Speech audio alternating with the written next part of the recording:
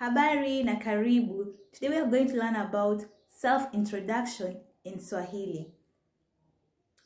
Now, how do you introduce your name? Jina langu ni Yunia. Jina langu ni Yunia. How do you ask somebody their name? Unaitwa nani? Unaitwa nani? And how will they answer? Ninaitwa Yunia.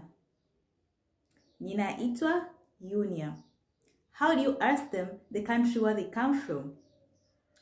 Unatoka nchi gani? Unatoka nchi gani?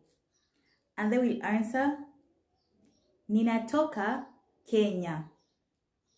Ninatoka Kenya.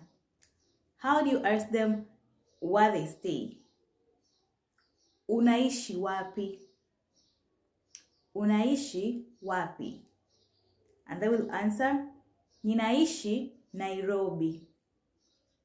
Ninaishi Nairobi. Now let us look at this role play. Habari. Nzuri sana. Jina langu ni Yunia. Unaitwa nani? Ninaitwa Maria. Unatoka wapi? Mimi ni Mkenya. Ninatoka Kenya. Unatoka nchi gani? Mimi ni Mtanzania. Ninatoka Tanzania. Unaishi wapi? Ninaishi Nairobi. Unaishi wapi? Ninaishi Tanzania. Nimefurahi sana kukutana na wewe. Kwaheri, tutaonana. Nimefurahi pia kukutana na wewe. Kwaheri, tutaonana. Now that is all for today's lessons.